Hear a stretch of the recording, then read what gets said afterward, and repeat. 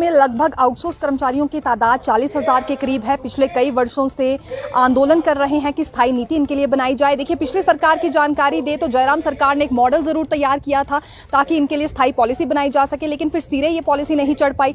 फिर अब नई सरकार आई है, इससे उम्मीद लगाकर बैठे हैं, लेकिन नई सरकार में कुछ एक मामले सामने आ रहे हैं जहां कुछ अधिकारियों पर यह आरोप एनएचएम के आउटसोर्स कर्मचारियों ने लगाया है कि उन्हें नौकरी से बाहर का रास्ता दिखाया गया, वो भी महज इस बात के लिए क्योंकि उन्होंने घरेलू सेवाएं देने से इनकार कर दिया था।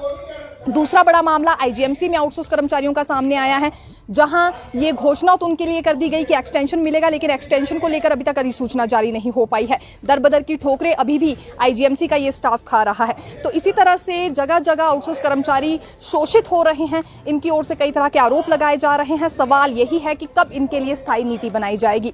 फिलहाल आज से इन्होंने नई रणनीति तैयार करना शुरू किया है। इस वक्त हमारे साथ मौजूद हैं कुछ एक आउटसोर्स महासंघ के प्रतिनिधि। सर, किस तरह की रणनीति है, जानकारी दीजिए। जी मैम, ये आज हिमाचल प्रदेश आउटसोर्स यूनियन का राज्य सम्मेलन हम कर रहे हैं। इसमें जैसा आपने अभी कहा कि हिमाचल प्रदेश में आउटसोर्स कर्मचारियों का जो है लगातार शोषण हो रहा है और उन्हें नौकरी से निकाला जा रहा है, उनकी नौकरी की सुरक्षा नहीं है। आपने ठीक कहा, कोविड काल के जो लोग हैं उनके लिए कहा तो गया कि 3 महीने की एक्सटेंशन है, परंतु अभी धरातल में उसकी कोई नोटिफिकेशन नहीं आई है।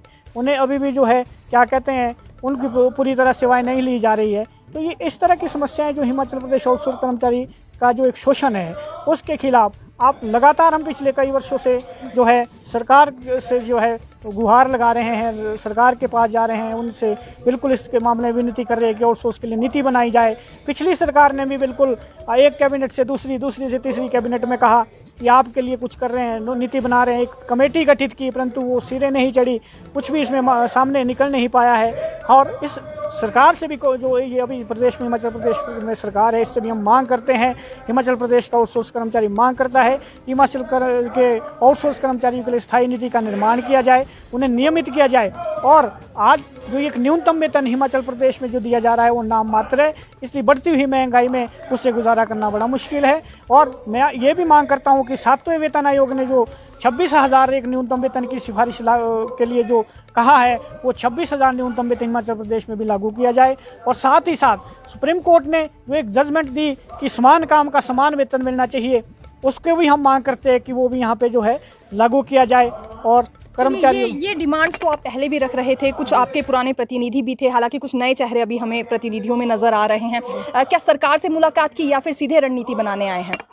नहीं जी मैम, बिल्कुल सरकार से भी मुलाकात की और दोबारा भी यहाँ से जो एक चर्चा करके निकलेगा, सरकार से मुलाकात करेंगे और यहाँ से फिर सरकार से बातचीत करेंगे। और सरकार के बात करने के बावजूद हम निवेदन करना चाहते हैं बार बार कि कोई ठोस नीति का निर्माण किया जाएगी। आने वाले समय में अगर फिर भी जो है सरकार इसमें जो है दखल अंदाजी नहीं करती है, कोई नीति का निर्माण नहीं किया जाता है, कर्मचारियों के भविष्य को सुरक्षित नहीं किया जाता है, तो ज़रूर इसमें जो है आगे की रणनीति आंदोलन की तरफ तय की जाएगी। हाल ही में एनएचएम आउटसोर्स कर्मचारियों का एक मामला सामने आया है। इन 3 कर्मचारियों के लिए आप किस तरह से आवाज़ उठाएंगे, क्योंकि हाल ही में मामला सामने आया है, रणनीति की आपने शुरुआत की है, तो शुरुआत असल में कहाँ से करने वाले हैं?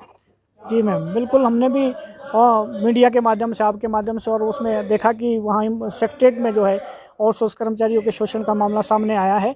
इसके लिए भी हम इस सम्मेलन में जो है चर्चा करेंगे, उन कर्मचारियों के लिए जो उनका शोषण हो रहा है, और इसी तरह से कई जगह पे आउटसोर्स कर्मचारियों का शोषण हो रहा है, उसके लिए भी जो है हम यहाँ पे चर्चा करेंगे। और उनके लिए भी ज़रूर एक जो है एक निर्णायक जो एक लड़ाई है उसके लिए अग्रसर होंगे।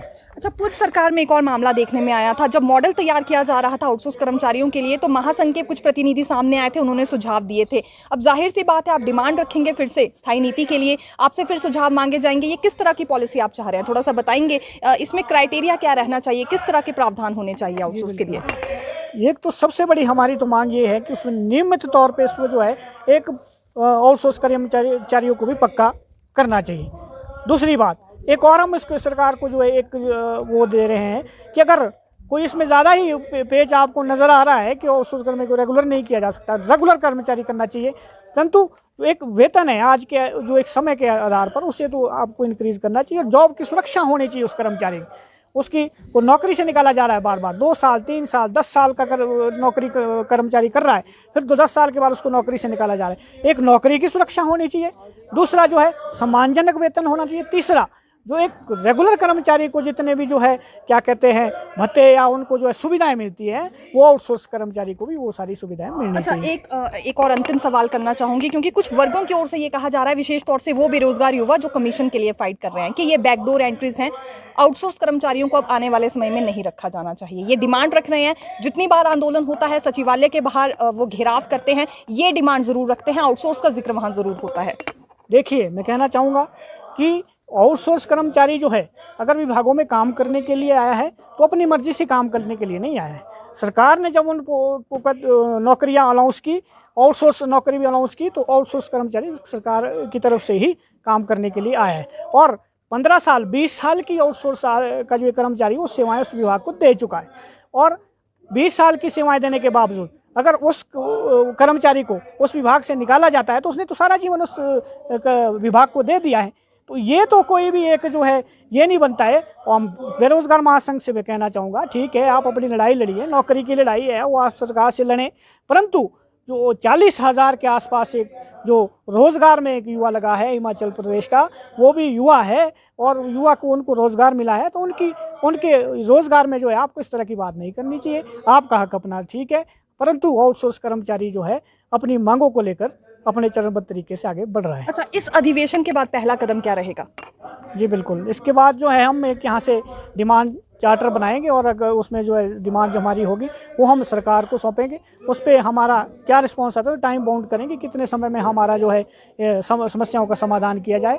और आने वाले समय में अगर वो समस्याओं का समाधान नहीं होता तो निश्चित तौर पर एक जो है निर्णायक आंदोलन की ओर। क्योंकि कांग्रेस ने सत्ता में आने से पहले ये भी वायदा किया था कि आउटसोर्स को रेगुलर किया जाएगा। फिलहाल सचिवालय में कोई हलचल हमें इसे लेकर नजर नहीं आ रही है, क्या याद करवाएंगे सरकार को उनका किया गया वायदा? बिल्कुल जी बिल्कुल, उनको याद करवाया जाएगा और कहा जाएगा कि आपने जो है इलेक्शन से पहले एक आउटसोर्स कर्मचारी से जो है वादा किया था कि आपको नियमित किया जाएगा प्रदेश के अंदर, और उसी वायदे के अनुसार एक आउटसोर्स कर्मचारी ने भी जो है सरकार का साथ देकर उनको सत्ता में भी लाने के लिए बहुत बड़ी भागीदारी दी है।